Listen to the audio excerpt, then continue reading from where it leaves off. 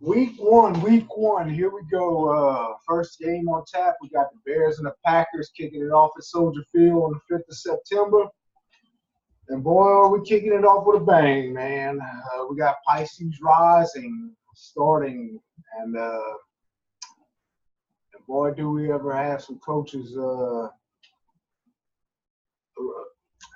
signs getting lit up. Okay, so I'm gonna share the screen with you right here.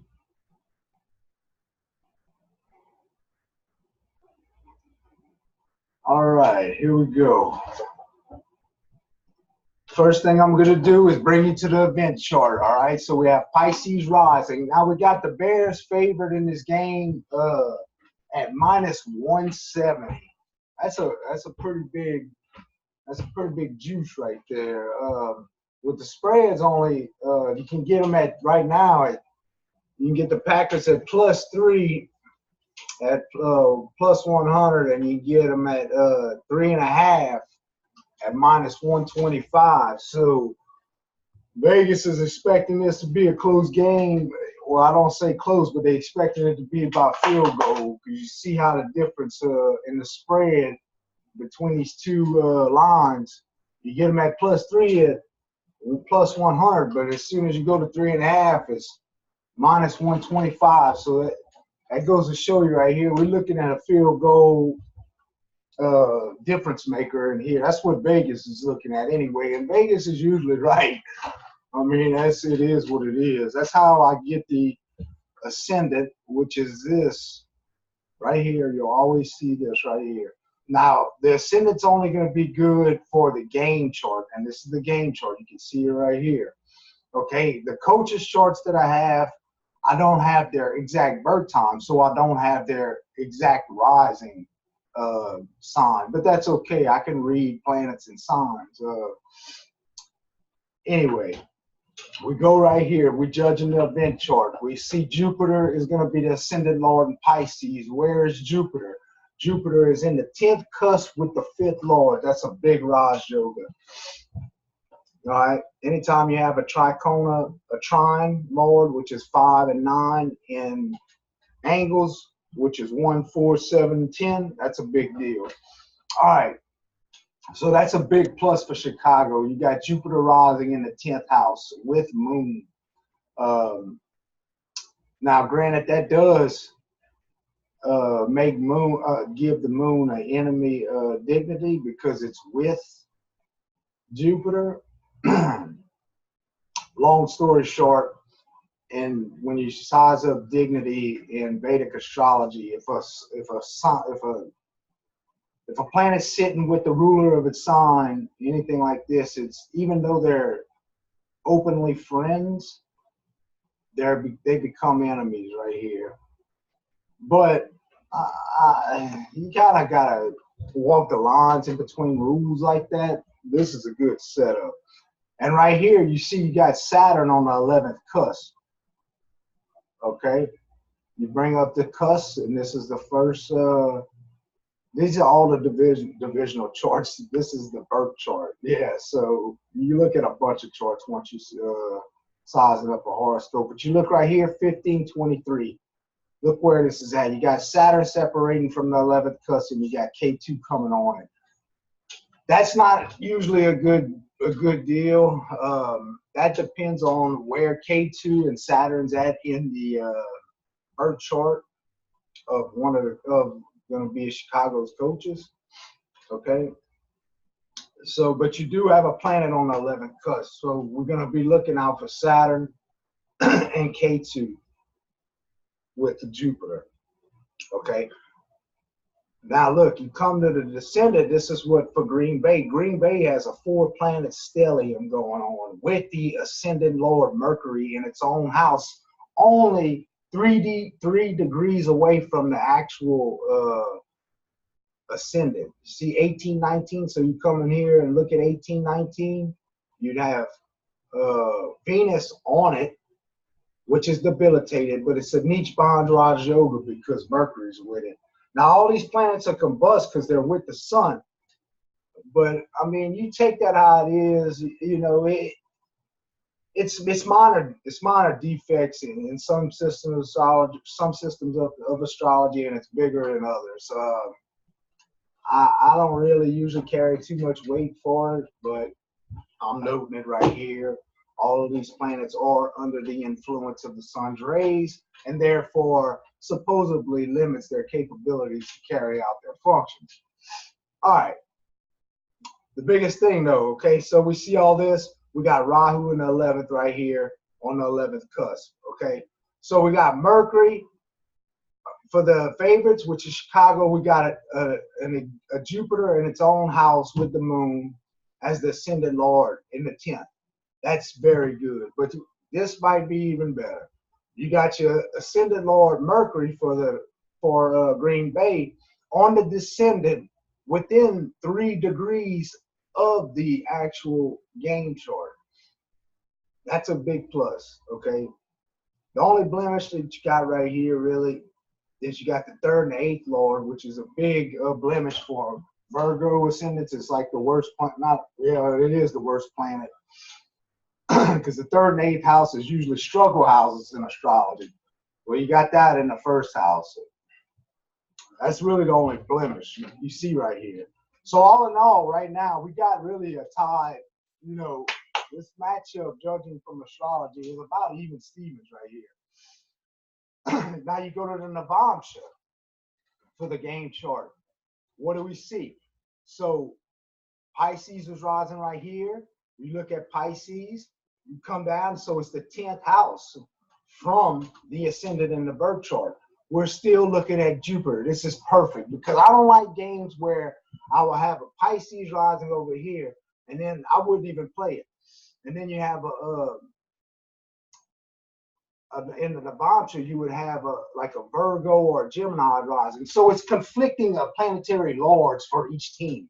I like to have them set up for the exact for the exact game. You know, I don't like them flipped. It creates discrepancies in my opinion. But again, you come down here and you see you have Venus and Mercury right here in an exchange. Now, granted, it is a 12-1 exchange. This is the big thing that I'm looking at right here. When you pull up Matt LaFleur's chart and you look at his declination points, okay?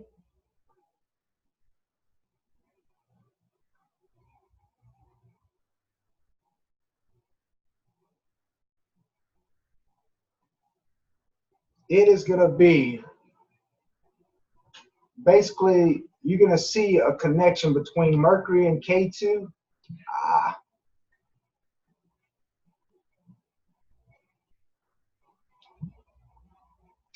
Mercury, when you're looking at declination, this is like another thing for conjunctions and oppositions. He has a Saturn. I'm sorry. He has all these combinations connected to Saturn, which is Mercury and Venus at minus 22 degrees. Okay, that's exact in the sky with Saturn, which is minus 22, 28 right now. So that's alerting me that Saturn and Mercury that's gonna be holding him down. Okay. Let's pull his chart back up. Remember how we do this. We're looking at, this is Matt LaFleur's birth chart, the Green Bay's coach. Now look, we take the game chart, the Pisces, and we drop it in his chart. Don't worry about this. So you see, he's going to have all these planets in Virgo. He has all these planets in Virgo right here. Okay? And he has a Mercury-Jupiter exchange going on. Right? Now you look at his Navamsha and you would take this as the rising sign. He would have his 3rd and 8th lord going into the 7th house But look right here. This is very auspicious in his birth chart. Even though Mercury's going to go into the 12th house, it's in good dignity with Venus. Okay. He has Jupiter going into Pisces, its own house. But I'm really looking at this as a Subha Corte yoga. This is an auspicious yoga. He has two benefic planets surrounding Gemini. So that's protecting the D9 game chart. Yeah. So that's working out pretty good for him. Let's go back to the game chart. See, he has Mercury. He has Mercury going to be in the game chart in Taurus. So everything's working out in his favor. And you got Saturn on the 4th cusp, which is going to be his 10th house. So I'm going to go out on a limb right here. And I'm thinking the Packers are going to beat the Chargers right here. And I think Matt Nagy, once Jupiter starts moving into Capricorn, I think he's going to struggle. Let's bring up his chart.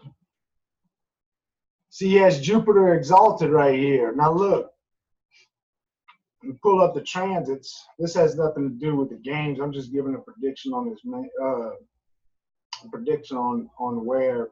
See, Jupiter's in Sagittarius. Once it moves into Capricorn, Jupiter is going to be debilitated. He has an exalted Jupiter in his birth chart. So whenever transit Jupiter moves to Capricorn right here, Jupiter is going to be debilitated. So we're going to see how that, we're going to be following that very, very closely. Because Matt Nagy's Jupiter is very strong. As you can see, it's Vargadama. Remember, that's a planet in its birth chart in its own Navamsha. So he has Jupiter in Cancer in his birth chart. He has Jupiter in Cancer in his Navamsha. We look at but his Jupiter is going to be going into the 8th house for the game chart. Notice that, right? With Moon. So this is going to really a tough one to call, especially being that it's a 12-1 exchange. If it would have been in any other house, I mean, it is a 12-5 exchange, but I'm really noting this declination points right here. This is the game chart. You see Saturn at -22? That's the declination of Saturn in the sky right now. Jupiter and Saturn is conjunct, even though they're not in the same signs. They're in the same latitude as each other. Basically, it's another form of latitude. What declination is. So I really like all this energy in Virgo for Matt LaFleur, and I really think that the Packers come out screaming right here, and I say they beat the Bears. That's what I'm gonna say. I'm gonna go out on a limb. So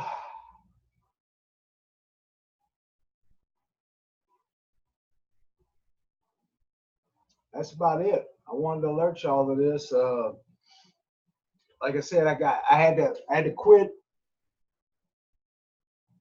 messing with baseball because I mean I got tournaments that I'm about to enter and it's just too much money. I can't. I mean, it's a no-brainer. So I'm shutting baseball down totally, and this is the first game of the regular season. So let's see how it rolls.